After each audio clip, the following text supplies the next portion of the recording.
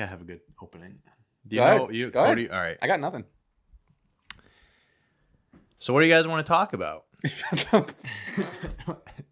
What do you want to talk about? Welcome to, I guess we're just calling this the Stache Club Wrestling Podcast. I imagine we don't have any other we are the Stache Club. Name. Goodness gracious, we are back.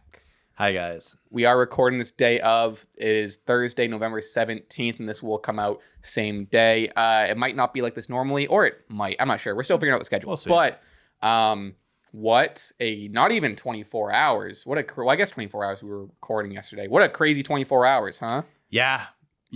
We are coming fresh off of the release of the promo on YouTube, TikTok, Instagram, Twitter, all over the place. We blasted this.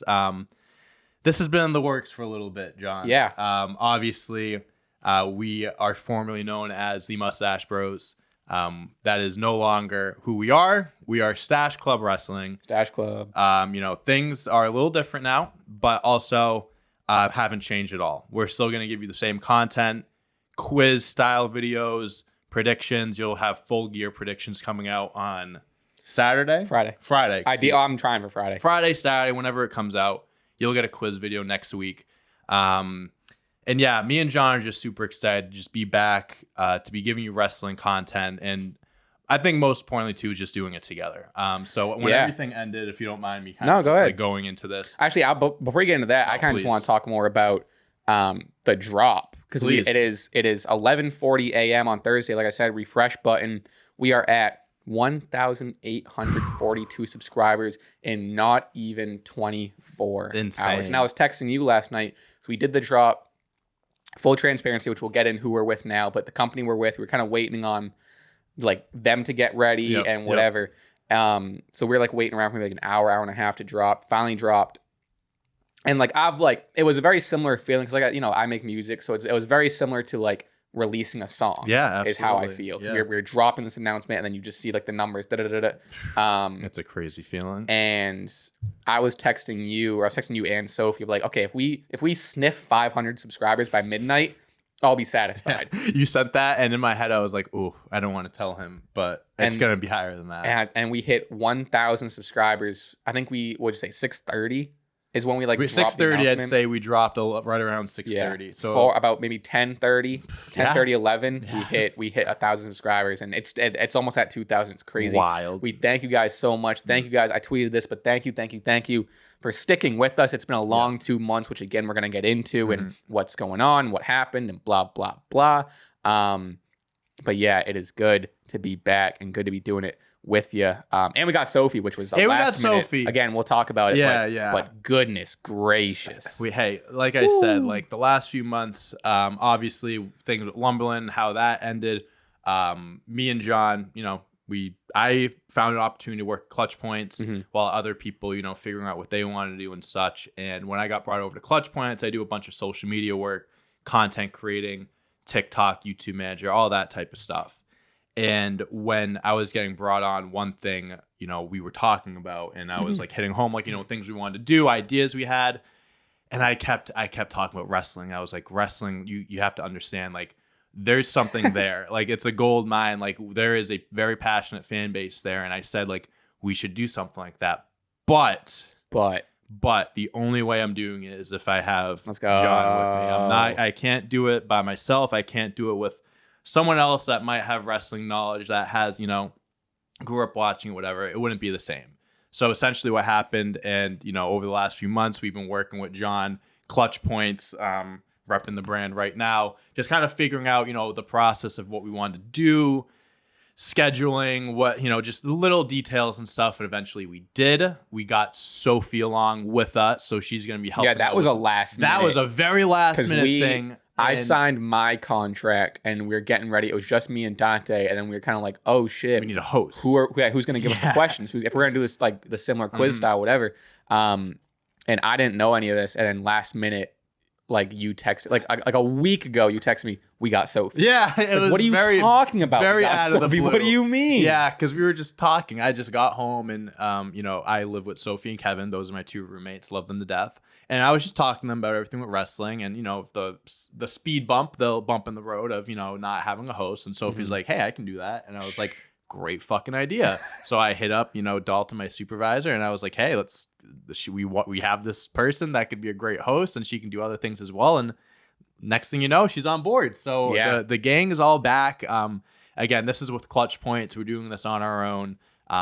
We appreciate everyone for their support that they showed us and where we were before. And we're just very happy and hoping to bring you guys back here to carry on what we started at Lumberland, to continue it at ClutchPoints. And like I said before, we're very excited to give you the same type of content, new stuff too along the way.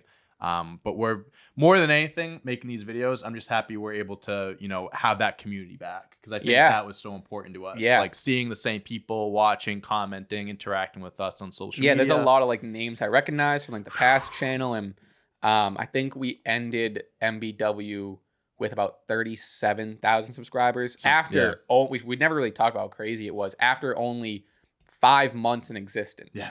5 months, and ClutchPoints giving us a second opportunity to kind of, it got cut short obviously, and giving us an opportunity to run with that again. But I'm trying to get those 37 and more back. Yeah, I think that's our plan. I think we're gonna kill it. I think we're gonna crush it. And again, like to everyone that's back, we appreciate you guys. We love you guys. But make sure to spread the word that your favorite wrestling duo is back. And we're not going anywhere this time, so don't worry about that. Crazy. So I mean, with that said, I guess, you kind of already touched upon it, but like plans on the future.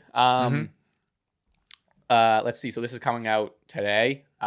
We got the full gear predictions coming up the next day. We have a quiz, which we won't say what it is yet, but we have a quiz. Sophie is hosting. Sophie was also in the full gear predictions video. Everything is back to normal. So, basically it's the same sort of content, just different and improved. Plus, like, we're going to try to do like more live streams. We're going to try to like go outside, maybe go to some events. Yeah, go to vlogging and stuff like that. I think more being interactive. Going out, talking to fans and stuff, and going to those events and just doing stuff outside of being in front of a camera in this setting. I think would be pretty cool. Also, would want to mention that we have an email that we should plug in. Yep. SCWquiz at gmail.com. Yep. I believe we could put it on the screen here, you guys. So one thing that was huge with what we did before was a lot of our quizzes were fan submitted. And I think that was such a, like, what was so important about our community and building it up is you guys would send us stuff, look forward to us doing your quiz and whatnot. You can send quizzes to that email, send quizzes, whatever you want to send us there. Because we want to go back to doing it like that. The first quiz we got from a website, obviously, because we don't have those previous emails before. We don't have access to anything. So we're starting fresh.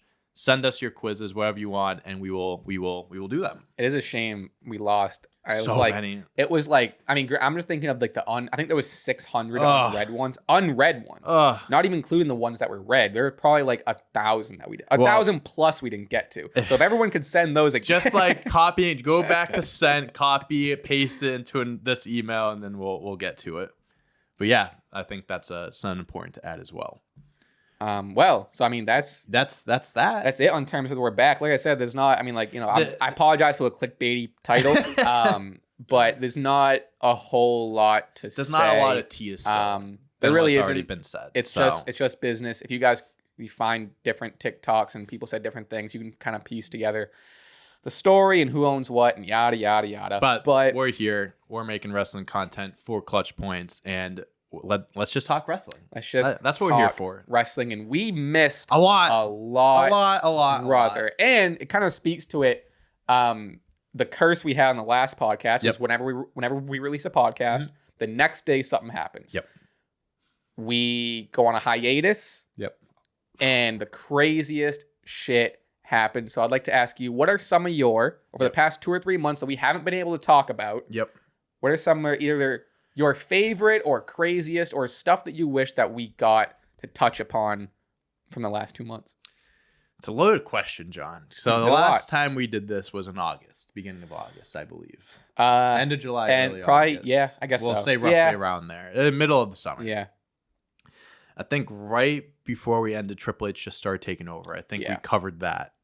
So basically, what's your favorite part of the Triple H era? What have been your favorite moments and stuff like that? And I just think like the returns have been unbelievable. The Bray Wyatt return was just awesome. I think the entire build up to it, the whole like the suspense, like you you had a good feeling it was him, but they didn't really let you know it was him until the end once they started playing the whole Huskus. They started showing the puppets and stuff in the videos, and then people were like, okay, it really is him. Like that stuff has been really cool for the most part. Some of the returns have been underwhelming. Yeah, I was gonna say I forgot about the Bray Wyatt return. Bray Wyatt. It's been the initial. That's how long it's been. Jesus. That's the how long initial return was sick. But then, like, everything after, like he hasn't even wrestled yet. Yeah, I think right now they're playing the whole storyline of it's him versus himself right now. I feel like it's like Uncle Howdy. Yeah. Very weird. The first time I saw it, very weird. I think that's Bo Dallas, by the way. I'm thinking it's that's Bo, what too. I'm thinking is. But anyways, that'll eventually unfold. But stuff like that, and honestly, and this is gonna be a big talking point, but one thing that I really wanted to talk to you about, and I've tweeted this at you sometimes. I hate this. Is just how good Logan Paul. I can't believe we're starting with Logan How Paul. good Logan Paul is in a WWE ring. Because I have, from day one, when he fought his first match at WrestleMania, and I was like, this kid has something. This kid, his first match, he wasn't perfect, but he showed out. He had the move set. He was figuring it out. SummerSlam comes around. Another banger against The Miz, jumping through announce tables, doing different types of stunts, just the whole teacher versus student thing, awesome. And then they throw him into the fire. They throw him into the jungle, bro. Goodness. He's got to go against the king of the jungle, Roman Reigns, the tribal chief, the GOAT. And oh my God, he put on... I still don't love that he faced himself. Bro, but I get that. Yep. I get it. It would definitely seem like it was rushed and it was pushed, but... I think a lot of that plays into the whole Saudi Arabia politics. I think it was like they wanted him. That's how they made it happen. But however they could get a behind the scenes, whatever it may be. But I understand it. You just get thrown up against one of the best of all times. Right. That doesn't happen a lot. But for what it was, he fucking killed it. I think 4.5 stars. I think it was officially rated. The stunts he did, the moves he was making, the close calls. Roman Reigns, God bless him, he is a phenomenal seller, and he is one of the best of all time when it comes to close calls. You know Logan Paul was going to beat him. God, yeah. But there are a few moments when it was like, oh my God, like he's got him.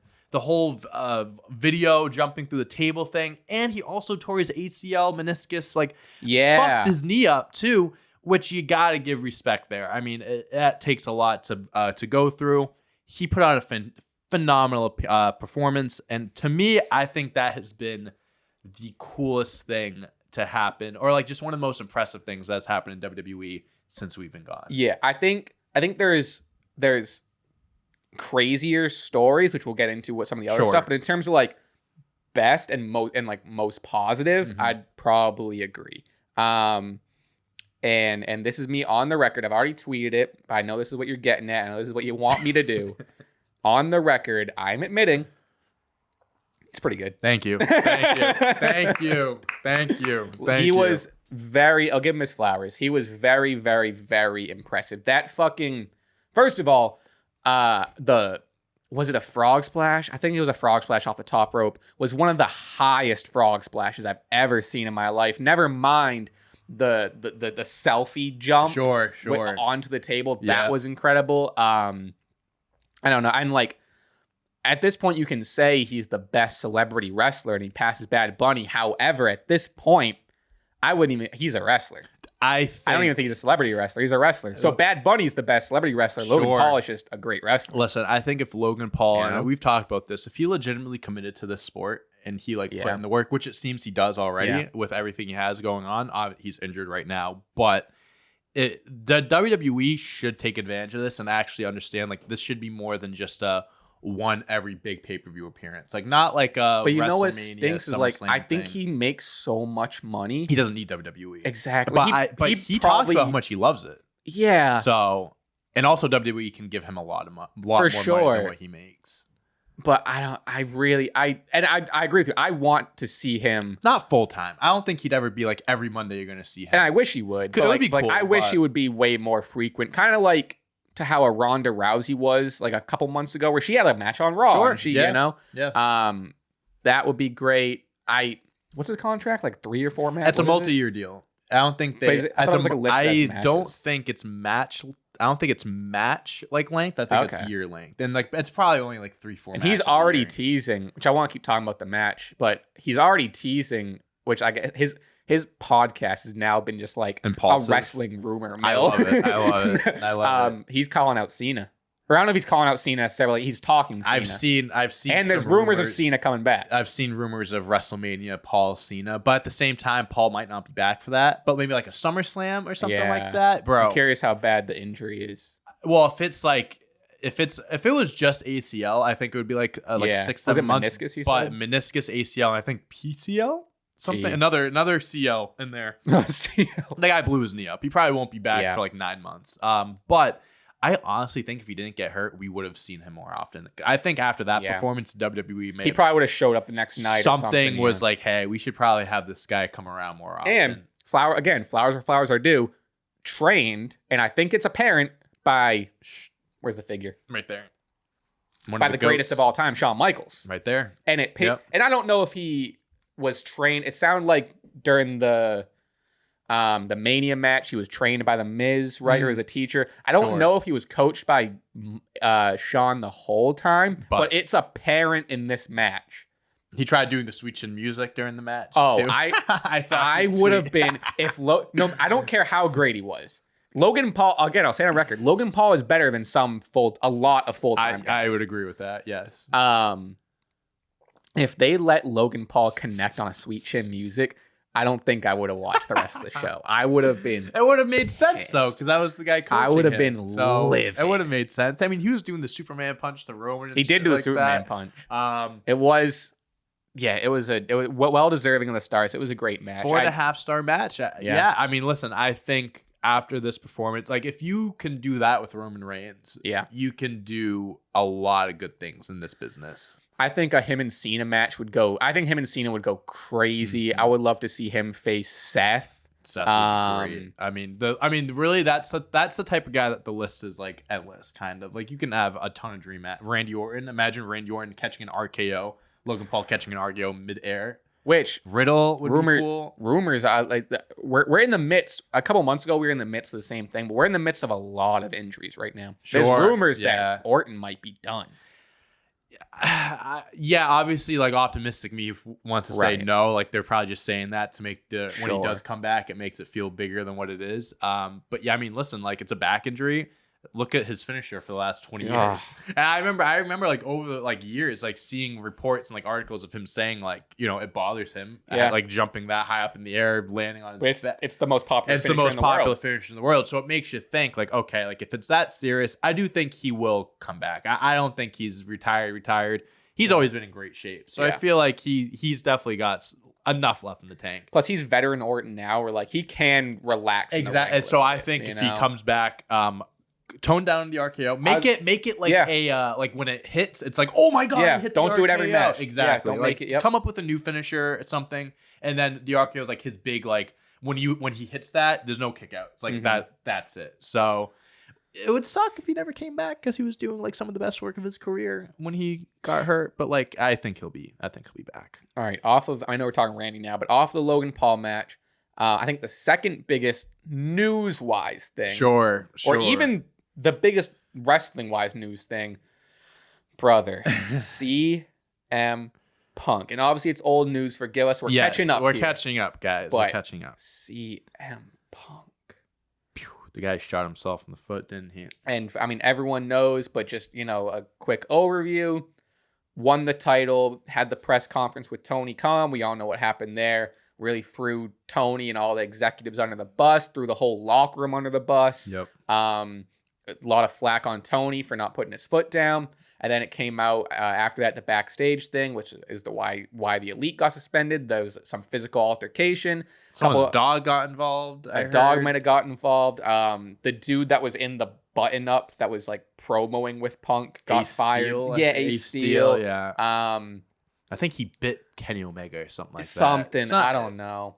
And then so there's a whole thing with that. And side that versus that side, which side are you on type of thing came about. That got the belt back on Mox. Punk was injured anyway. And, you know, at this point, it's kind of in lieu of, I think it's been all but stated that they're not interested in bringing him back. But now is he going with WWE? WWE probably doesn't want him. CM Punk could be done. I think it's the biggest shoot yourself in the foot. Because it was one of the greatest. We never thought he would be back in a wrestling ring. No. One of the greatest, if not the greatest return in wrestling. I still get, like, when I watch the video back, like, I still get goosebumps. Like, in Chicago, in his hometown. After what was it, 7+ and a half years? You can't write a story. And writing wrestling off. Not even like just, I'm retired, I'm sick of it. No, he writing wrestling off. Like, went into acting, his own thing, like, didn't step in a successful MMA career. Yeah, very, very successful. Yeah, if you consider we're only wrestling 2 minutes in a match. Yeah. Unbelievable.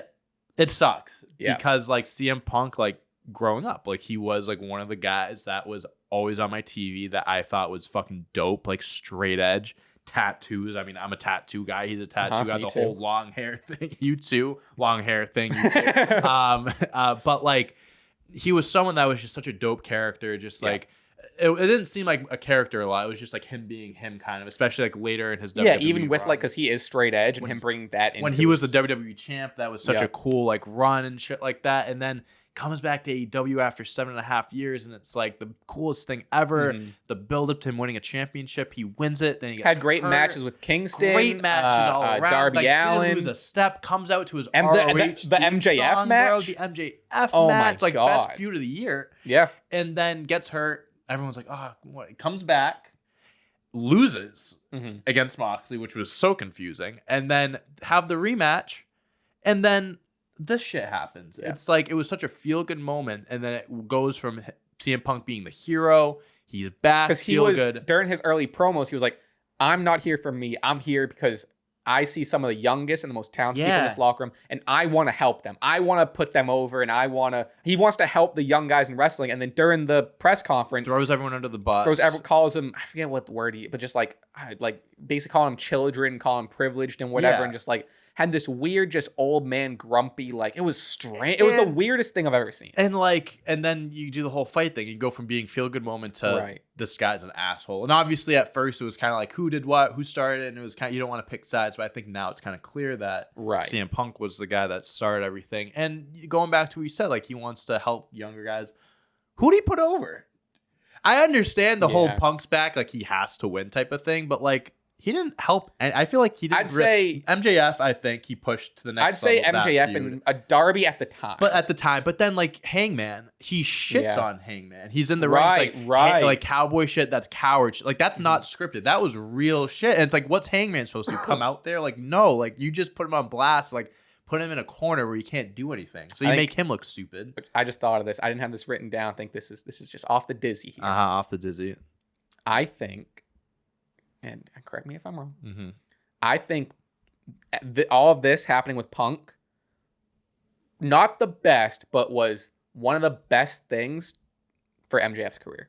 Because Punk leaving made Tony have to come and bring him back, kind of. Well, no. I would even say, I think even less to that, more just the character, because now on the roster, it was who's the best talker, Punk and MJF. Sure. Now it's just MJF. And it's not even a thing of like, oh, he's the best talker because Punk's not here. It's no, MJF is the one that survived. Yeah. MJF is the one that's still here. He was and there was like Punk anyways. There's like promos that are on air that people filmed at like live events. And there was one that just happened this past Wednesday where he's, kind of breaking character a little bit, where he's touting AEW, and he's saying like, Tony Khan is the reason wrestling's not a monopoly, and there was some bullshit that happened in my company, and I'm not letting that go. And he went back to his character a little bit. And he was like, I love WWE, blah, blah, blah. But for the most part, his promo was a little bit out of character, and was pretty much just like, phone call. Sorry. And was pretty much just like, screw that bullshit that happened. Right. I'm taking charge here, and I'm stepping up. So I think this allowed MJF to step up, not only as like a locker room leader-esque figure, but just like I'm who you all wanted CM Punk to be. Sure. Yeah, I think because you were saying like best talk in the business, it was Punk A, Punk B, and I think that was kind of settled by the fans. Like that was a fan. Like they want Punk. They think he's the best. MJF was always a better talker than him. MJF is the best talker in the business. Oh my God, incredible. But yeah, I agree with you in that sense, which CM Punk helped him, where like him leaving or this happening, because now it's like you got shoes to fill. Yeah. And I'm not saying I think even if Punk was still here, he'd still be one of the best. Right. But I think it allowed him to step up and capitalize. Yes, like those are big boots to fill. Right. But if anyone can do it, I think it's MJF. Right. And he's like all right, CM Punk was supposed to be this guy. He was the guy that's supposed to lead the company. I'm going to be the one to do it. And I think it's motivation, 1. And 2, it's just like also proving people wrong. Because there's a lot of like, I get it. It's wrestling. It's storytelling. A lot of the stuff is scripted. But I feel like with a lot of what MJF says, there's a lot of real life written. Oh, yeah. Like the whole William Regal thing. That's hard. Like when he goes straight, like, I wanted to kill myself. Yeah. That's like not something you just like say. Yeah. That's a very touchy thing.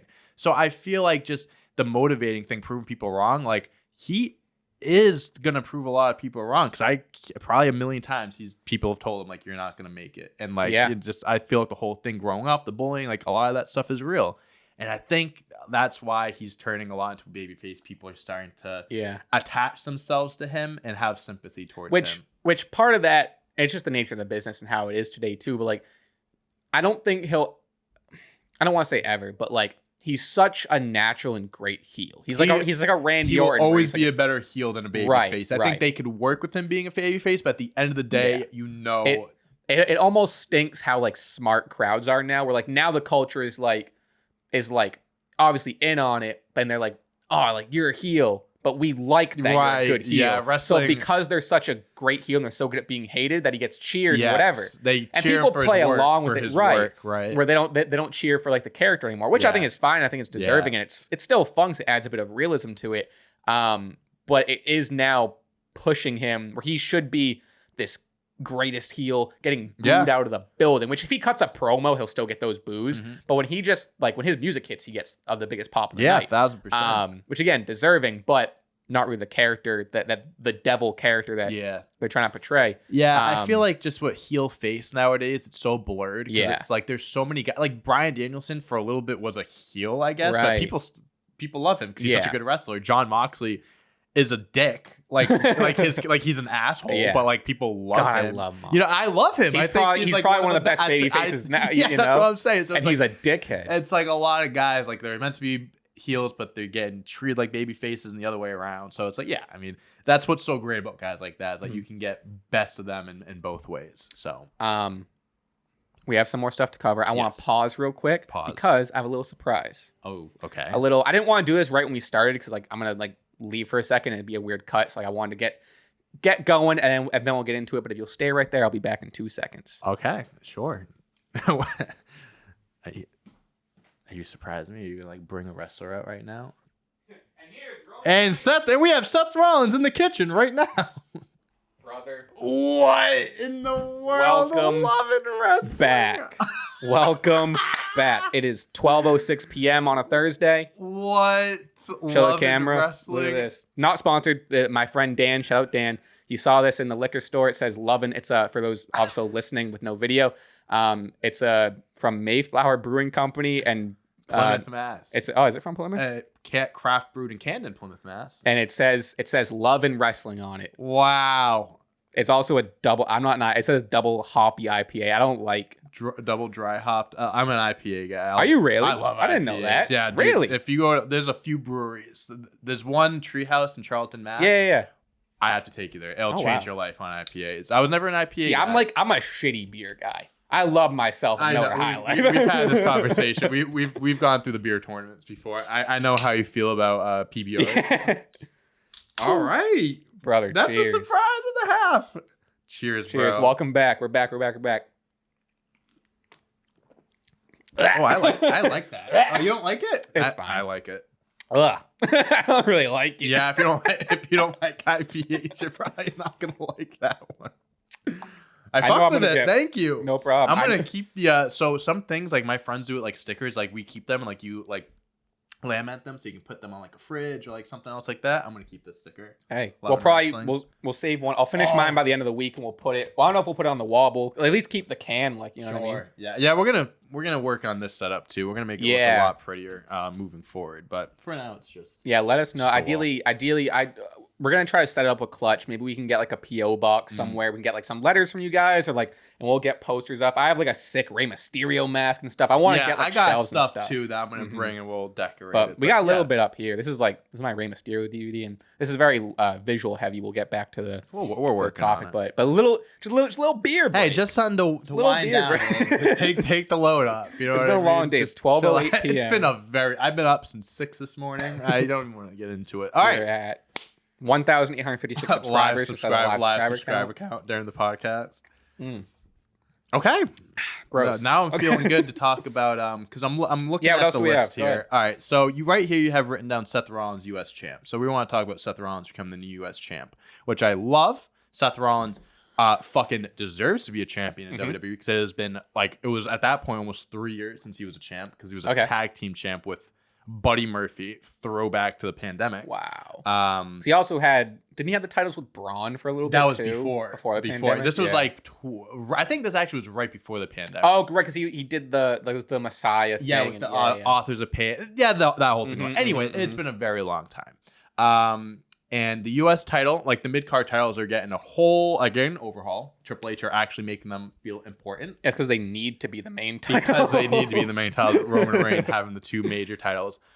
So love Seth Rollins being the champ. I think obviously legit name, can legitimize the title, take it to that next level. But I also want to talk about, because it's tied into this, Austin Theory cashing in his briefcase on the U.S. title. Now, was it stupid as fuck? Absolutely. I'm fine with it. I actually wrote an article about this for ClutchPoints. I've been writing some stuff, so follow me on Twitter, Dante on Deck. How do you get to the blog? What's the blog? It's on the ClutchPoints website. So you go to ClutchPoints. ClutchPoints.com. They have a wrestling tab. You can kind of look there. That must be new. I think you have to search for it. So anyways, what I talked about with Austin Theory was the whole idea that it was stupid. Obviously, first Money in the Bank cashing on a mid-card title. It's supposed to be a main title. Why wouldn't he at least cash in on Roman? He loses. At least it went for a world title.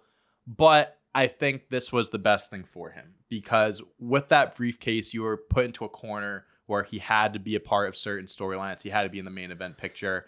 And that's not what would have been best for him as far as building him up. Naturally building him, you can't naturally build him when there's a difference between strapping a rock to someone and strapping a million other rockets and just blasting them into the sun. Yeah. Because that's what Vince was doing with Theory. And Triple H was like, okay, I can't naturally build you when you have this because you're going to lose it. You're not beating Roman with this. Right. So he made the decision to cash in on the title. I think it makes the U.S. title look a little better. I was going to say, yeah, I don't hate good. It. I think Theory explaining why he did it. Listen, I ain't beating Roman. Would I have at least liked him to try and lose? Maybe. But that it makes sense. It makes sense. And two, because of this, people booing him looking stupid, you're going to see an edgier side of him that we saw already this past Monday that I think is just going to boost his character and I think is going to help him more than hurt him in the long run. I was also with the cash and I was also even I'm a notorious not a Theory fan. Fair. That's fair. But I was even fine with it for the sake of it being a blatant reset and it being a point of Triple H even just being all right, you know what, reset, this was Vince's idea, we're just gonna get rid of it in a stupid way. Anything that Vince had his fingertips on, I was honestly fine with all of it. I really didn't really care, but I did watch Raw and I saw again I was kind of half watching. I was very much on my phone, which I gotta work on, but I saw him, the aggressiveness. I hope this leads to an attire change. I hope it leads to a whole overhaul of Theory. I hope he keeps the scruff. I hope he keeps the beard. I think that was a good look. That's important too. Yes, I agree. Yeah, I'm excited. I mean, I am open to becoming a Theory fan. Listen, he's got the look. I think he's decent with promos. I think he's got a skill set. I think he's a fine wrestler. I don't think he's had a defining match. No, he needs a defining match. He needs a direction. I feel like he's just been all over the place throughout his career and just with Triple H being in charge, being hey, come here, son. Let me take you under my wing. We'll do this the right way. I saw a tweet. Maybe it was even part of your article. I forget. But it was this Austin Theory. He said it was, we're about to see the Triple H version of Austin Theory. I mean, when he was in NXT with Johnny Gargano and that whole group, he was important. His role it made sense, and he had a character, he had a direction. Goes up to the main roster, and he's doing. Did he have the selfie thing in NXT? I want to say yes. I could be wrong. The whole selfie thing's fucking stupid. Yeah, that's a rip off of Tyler Breeze. First of all, and I like Breeze. I love Breeze. But that was his character. Austin Theory isn't a pretty boy character, so it didn't really make sense. Honestly, that might be the most important thing about him is that that's gone, because that was the one thing about him I hated the most. Yeah, but I think he's in a good place now. I think him losing the briefcase in the moment looks stupid, but in the long run, I think is the best thing for him. So. Yeah, especially I don't know. Is it confirmed that they're doing Money in the Bank at WrestleMania? I don't think it's confirmed, but I think Triple H is getting rid of the gimmicky pay-per-views, so like Money in the Bank, Hell in a Cell, stuff like that. So like, there's not going to be a one day a year where you're going to get 3 Hell in a Cell matches. Like, make those matches mean something. That's that's a video I want to do in the future. Whether it's a bracket or a tier list, I want to do like rank. Like, either like a bracket where like they go against each other and we get a final one, or you just do a tier list with Love it. Hey, you guys want to let us know. Please subscribe. Like and subscribe. Yeah. Do you have anything to say about Seth Rollins just being champ in general? No, my sentiments are the same exact as yours in terms of Seth. I'm still not a big fan of his character. Mm-hmm. Is it the blonde hair now? I love the blonde hair. I think the blonde hair is great. I think it works, especially because it's kind of like a wink of his like past characters, whatever. Sure. I'm just still not in on the Elton John. He's been doing it for a while too. He's been doing it for a little bit, so it's kind of like. And like, I just think the way he talks with it is very like Willy Wonka. It's like it's his character's like Willy Wonka. Elton he went John. from going from like the Joker to Willy Wonka, and I kind of didn't mind the Joker because the Joker has a little bit of like and stuff. Now he's a baby. I think he actually is a baby. I would say leaning more towards baby face. Yeah, I mean, I think if he got something a little more grittier, because my favorite version of Seth is, we're probably gonna agree, the Architect, like 100%, 1,000%, right, like post Shield, like. Listen, Cody's return is right around the corner. Yeah. And we all know that they're going to start going at it again. So I think when we see Seth kind of thrown back to that main event picture, I think we might see a little more edgier side. Maybe the character might be running its course. Is right now going to be... does he have a Survivor Series match, Seth? Not right now. No. I think... and they're not doing champ versus champ because it's War Games this year. Right. So I don't think he'll be fighting Gunther. Is he going to...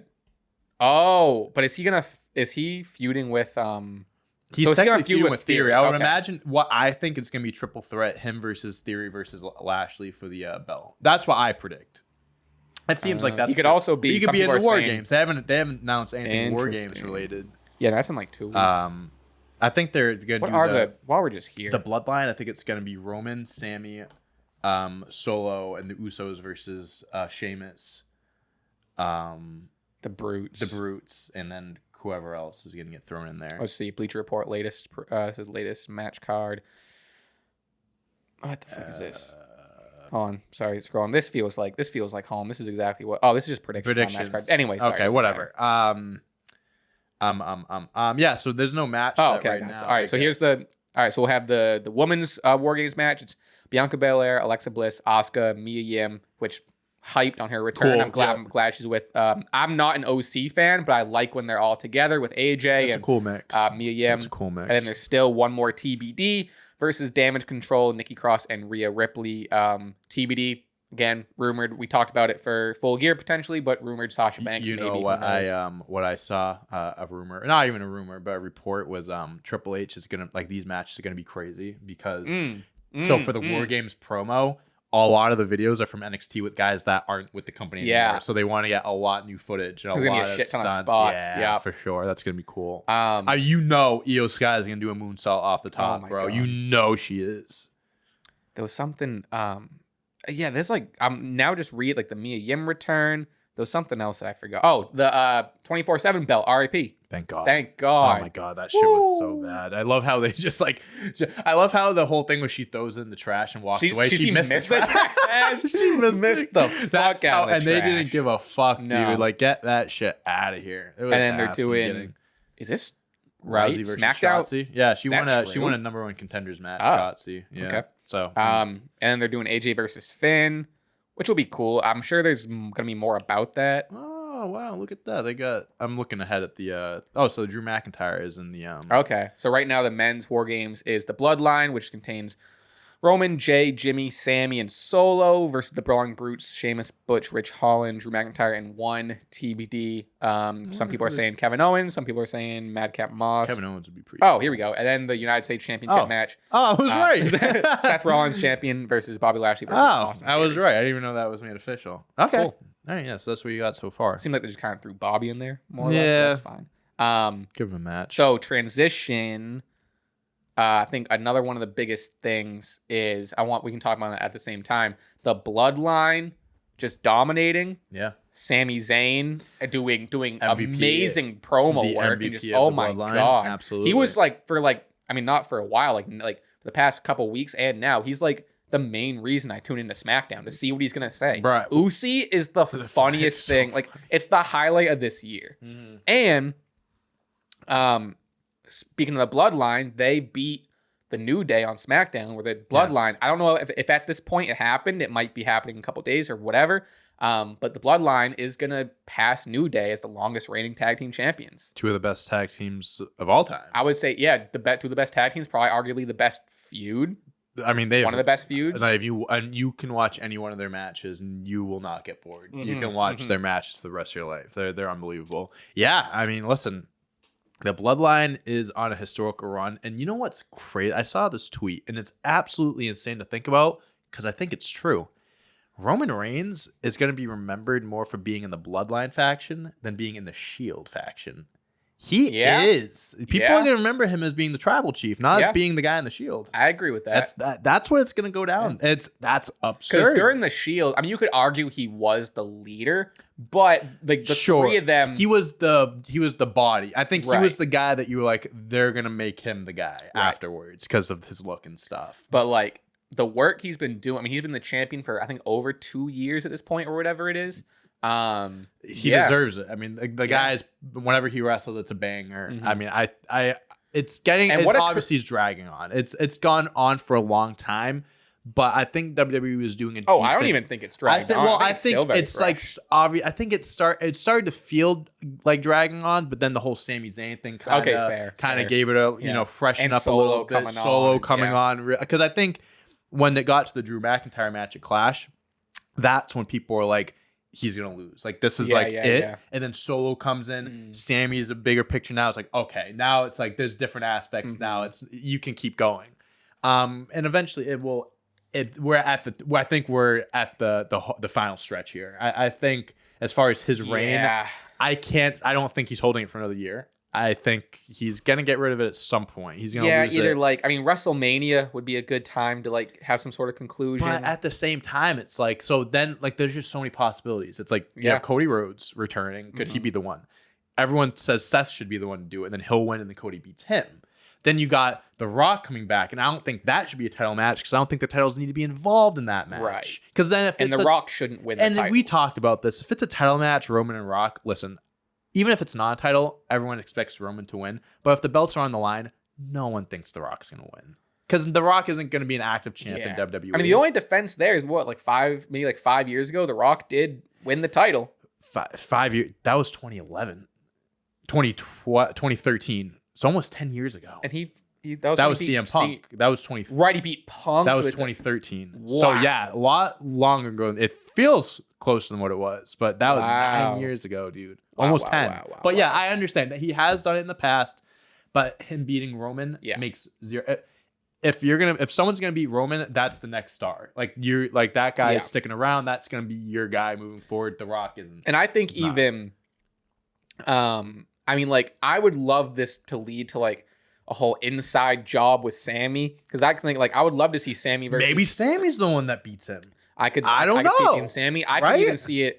Is it Jay the one that's a little? Yeah, I could see because like cuckoo. He's got something going. That's a full circle moment because the whole Bloodline started with Jay, ends with Jay. I don't see Jay being a world champion. No, I don't. But story wise, it would be cool. I think what would be the best. I think the best possibility for this ending. Mm-hmm. I think, whoever Roman loses to, let's just say Seth. Let's just be safe with Seth. I think either Jay's going to cost him or Sammy's going to cost him. because they're doing the whole Sammy, Kevin Owens versus Usos thing they might do eventually. The whole Sammy getting Jay rivalry. He brings in his buddy. They win the tag team belts. They could do that. Or like Jay just snaps, costs Roman the belt, and then you can run that feud for a little bit because that's a money feud. Like, speaking of that, I think another one of the best moments, we missed it too. I think one of the best moments of the year, not wrestling-wise, was when Jay was going at Sammy and gives, I don't give a damn what the tribal chief thinks. And then Roman. Probably some of the best camera work that he's done in years. Where Roman just is standing in front, looks up, and the perfect timing camera zoom on his face. Holy cinematic. Bro, let me tell you something. Oh my God. Let me tell you something about Roman Reigns. Good. Throughout his career, he has gotten a lot of slack for being promo work, wrestling, whatever it may be. Right now, this guy is, when it comes to wrestling, promo work in reactions, top fucking tier. I was just like watching SmackDown, and like a lot of my I'm in bed, I'm watching SmackDown, I'm on my phone, like I'm watching whatever, and it was kind of a moment where SmackDown wasn't that interesting. I was kind of on my phone, had it on the background, and I vividly remember and this is how like invested I am, and it doesn't happen often with especially like recent WWE storylines or even like recent WWE promos. I was on my phone and I heard Jay say, I don't give a damn what tribal chief thinks, and I looked up shocked. That's awesome. I haven't had that genuine reaction to like a wrestling storyline, maybe WWE wise, because AEW for a while they're on a run. Yep. They're some would argue a little bit of a lull, but regardless, I'm not talking about that. Just a genuine, just like, oh fuck, reaction. Yeah, that's when you know it's good. Yeah. When you can, because that's actually really great that you said that. I can't recall when it was exactly. It was a SmackDown, whatever it was. And I remember being in bed watching the show, and it was the end of the show. He was coming out to promo, hyping up the match. Sure. Maybe it even was a match. I don't know. But I remember him coming out to the ring, and I was on my phone. I put it down, and I thought to myself, I was like, I'm like watching like one of the greatest of all time, because eventually, like he's gonna go down as like one of the most prominent, like of our generation. He's gonna go down as one of the best. I mean, he's our John Cena. He's our Rock. He's our Stone Cold. Our John Cena, exactly. Yeah. So I mean, John Cena is also our John Cena, but you know it's like post John Cena to Roman Reigns. But it's like I'm like how many times am I gonna see him? Like eventually like. He had the full-time schedule, then it got cut down. Yeah. Now it's going to, eventually it could just be like once every few months. So it's like I watched it and I was like, I'm going to enjoy this because this is one of the GOATs right here. Yeah. It's like, but that's when someone is doing so good when you got people doing stuff like that. And it's so cool. It's so cool. And like funny, and like even Brock, like he's so, again, he beat Brock at like Mania, but like he's so on another level now where like, even Brock came back and just had, granted it was a crown jewel match, but he just like fought Lashley non-title. Right. Where it's like, so now Roman's like even past that point of like just having the stereotypical like big match with Brock. Yeah. Now it's like, he's done that. He's done that several times. Now he's wrestling YouTubers. Now it's fucking kicks ass. I will say about the Logan Paul thing, I hope Jake doesn't start. I agree with that. So bad. His punches, very fake, very fake. I like the whole like it's him coming out. I think was cool. Like sure, it makes sense. It like the whole press conference. But he I came thought out that was to cool. every day, bro. Hilarious, absolutely gold. But yeah, I agree. I think it should definitely be just a one Paul brother type of thing. Jake should stick with. I think he's doing well enough with what he's doing. So stick with that. What else you want to talk about? We got a couple more things listed here that happen. I'd say let's just. I mean, to people, SCW loves The Acclaimed. Oh my God, we fucking love The Acclaimed, bro. Scissor me, daddy. The whole thing with Billy Gunn, that tag team, just the fans love them. The whole character work, the rap thing coming down to the ring, the comedy aspect, and they're really good. They're really good. Like. I think we've talked about this before, but like we're similar in this. We're like a lot of our friends, or if not all our friends, like are interested in wrestling. Sure, so like oftentimes me and you are watching wrestling alone, or we start doing some live streams where we watching together, whatever. But for the most part, we're watching wrestling alone. So sometimes I'll trick my friends into like watching it. Yeah. If we're hanging out, I'll put on SmackDown, kind of make them watch it. And every time they are, it's like, whoa, that was crazy. But I was with my friend Jenna. Shout out Jenna, and we're actually at a bar. So there's this bar that I found that plays Dynamite. And it was when The Acclaimed first started doing the scissor me stuff. And It's like, I think it's when they first did like the scissor me daddy ass and whatever. And she looked at me and she was like, John, what is this? Because I like seeing that as someone who's never watched, and even if you like have watched wrestling before, it is pretty crazy. But like, she's like, this is what you are making a career out of. Yes. And I'm like, you don't get it. No. It's deeper than that. It's hard to defend something like that. And then it's like the only thing that you see. And then when the t-shirts came out, the scissor me daddy ass t-shirts, I sent it to her and I was like, wrestling is cool. She was like, this is the craziest thing I've ever seen in my life. It's a top seller. It's what the fans love. It's just like, it's comedy. Like they're great. It just adds to what their characters are. Mm-hmm. Just like funny dudes that just rip on people and just they have a good time. And they're also they have fun. What's nice is they're great in the ring too. That's what I'm saying. You know? It's not like they're just good talkers and like they're good with the sketches outside of the ring. Like no, like when it comes to wrestling, like they're pretty damn good.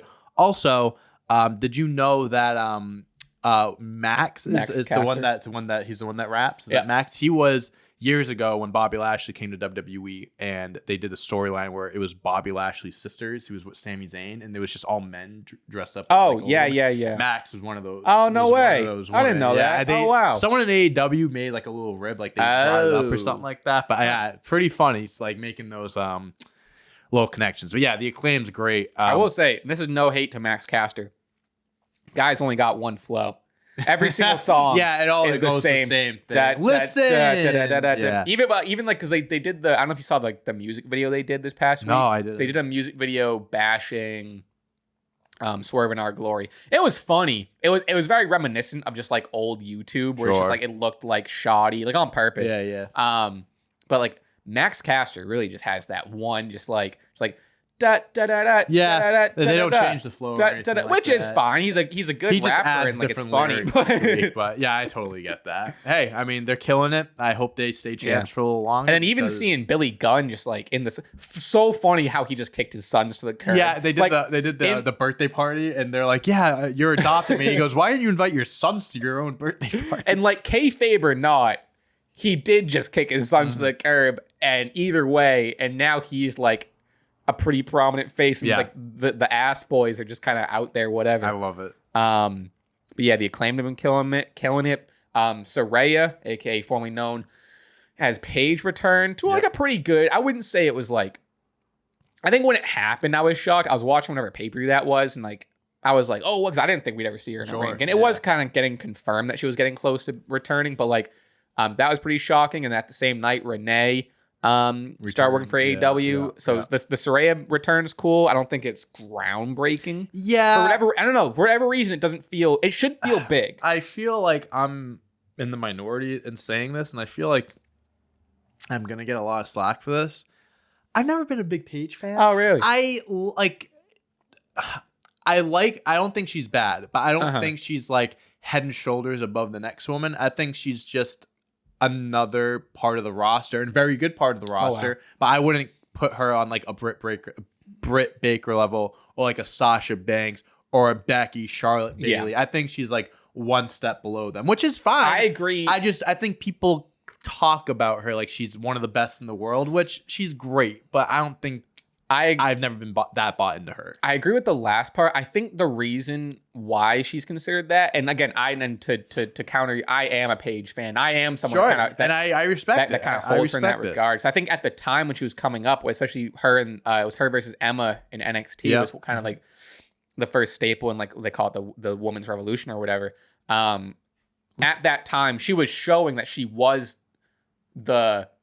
in terms of like at that level, she was the Sasha, Becky, Charlotte of that time. That's fair.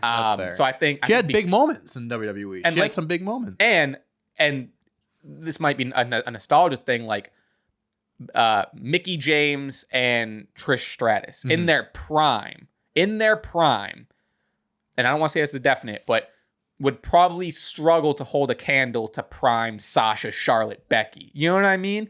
I wouldn't say Lita. I think Lita is like a little bit step above.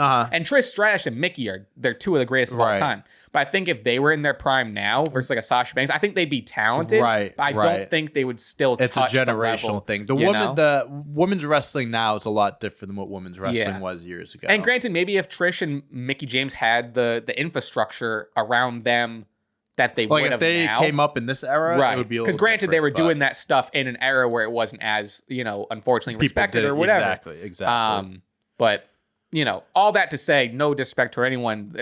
They're all super talented, but I think it is, the point of all that is just to say, I think you have to look at it within the time frame where it's like Mickey James and Trish Stratus were so leagues above, however they be now or whatever, especially for that time. And Paige, especially for that time, was just like, so you could tell, she was good. That's fair. Yeah, I mean, but I do agree with you where it's like, even if like Sasha, which granted, like Sasha and them weren't too far behind her at that time in NXT, they were in our leagues above her talent. Paige got to the main roster before they did.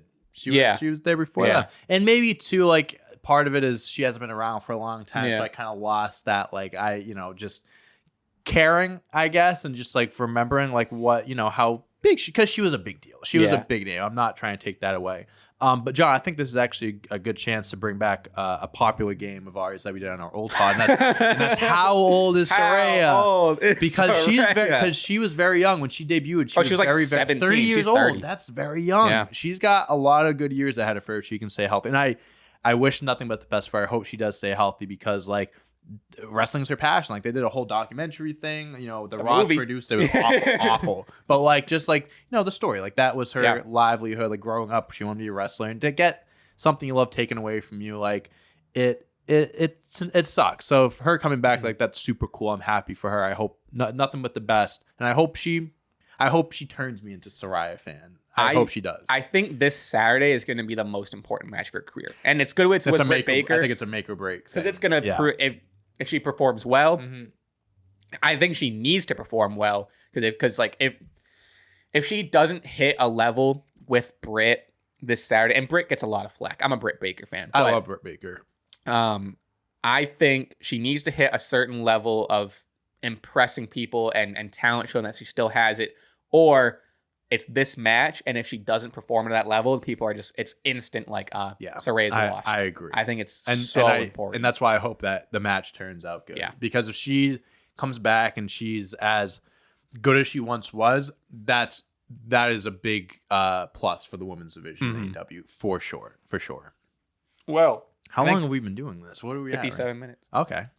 I think what I was just going to say, I think we're just about at the end here. Is there anything else that we missed that you want to touch upon? I mean, like the Judgment Day has had its ups and downs. Dominic turned on Ray. I'm not it's like it's better than what it was before for sure, but I'm still. I don't know if I care really. Like I just don't know what the point of the group is. What's their agenda? Like what's their end goal? Yeah. Are they supposed to be like an evil group that they were supposed to have powers? That's why Edge left apparently the first time around. But they don't. I've seen no powers come from Finn Balor or anything. Like I don't know what they're trying. Are they trying to get young people to come in like Don? I don't know what they're trying to do. I'm here for the ride. Like I think it's a good group of wrestlers. Like Finn, Damian, Rhea's great. I think Finn needs the win over AJ on whenever it is. I don't know. But AJ also I feel like needs to kind of he's also back you're right. There. So I don't know. I don't know if I'm sold on the judge. I'm not sold on the Judgment Day, but I can be. I just don't know what I just don't know what the goal is. And there's the Dominic and Rhea thing. The whole I'm not a fan. They're trying to do a China Eddie Guerrero type of thing, and they're really trying to make Dominic an Eddie. And she's they're calling her mommy or something. Yeah, listen, that gets a lot of wrestling people horned up, believe me, but not me. Nah, that's weird to me. But hey, I mean, whatever works, I guess. I mean, like I said, it's better than what it was before. So granted, Triple H was given shit. He was given dog shit, and he's trying to turn it into something. I'll give him that. It was a good move to do the him and Ray thing, and I'm glad Ray went to SmackDown because it's I was done with it. I didn't want to see Ray and Dominic feud anymore. I don't think it was going anywhere. But yeah, I think that's Judgment Day. I think that's a solid place to end episode 1, the return episode. Felt good, bro. Of the pod. Felt good. What are we calling? Is it just Stache Club? I would just say pod. What are we calling this? Stache SCP, Stache Club Pod. Stache Club Pod. Stache know. Club Podcast. SCP. I don't know. Well, maybe. I don't know. Whatever you see later on, that's what we came up with. So this will be, I mean, granted, you already listened to the whole thing, but obviously this is the video version on YouTube. We're also going to be on Spotify, Apple Podcasts, and everywhere you get your podcasts. And I mean, this is the end, so you've already listened to the whole thing. But in the future, if you're more of a Spotify guy and you're on YouTube, we'll be on there and da-da-da-da-da. Sure. You can follow me at Raspy Taylor on all platforms. Check out my music on Spotify and everywhere you get music. Please subscribe. Check out my YouTube channel, Raspy Taylor. Same thing. I post videos on my own. They're fine. I like them. Don't downplay yourself. They're fucking awesome. Oh, thank you. You can follow me on Twitter at Dante on Deck. You can follow me Dante Toro 11 everywhere else, basically. Yeah, I'm more than excited that we're back doing this. We're back, brother. This felt good. Back. This felt good. I'm excited for like now. You know, this is our catch up episode. Now, future ones we're gonna be, you know, and it's something that we always were trying to get into, but like, and it was definitely something that you've always had the idea of like not needing to stick to just what's currently happening, but like some episodes might be like nostalgia based and like what was your favorite this thing, and you know what I mean? Yeah, exactly. We'll add a nice little mix to this podcast. It's gonna be a whole round, but we will be back, I think, every Thursday. Mm-hmm.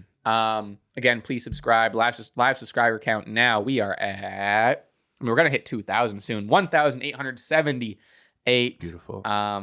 Hopefully we'll be at 2,000 by the time that this drops. Hopefully. Yeah, I don't know. We got to figure out the login stuff. Hey, we'll get there. We'll get there. But thank you guys for listening. Thank you guys for watching. We appreciate it. Again, we're trying to get everyone back. We've got a good chunk of you back. We appreciate you for sticking with us. With that said, Dante, that's episode 1. We'll see you next time, huh? And guess what? Episode 2 is gonna be even better. I'll be here for episode 2. Yeah, I think I plan on it. One for the road for the people listening. If you're not listening, you can imagine what.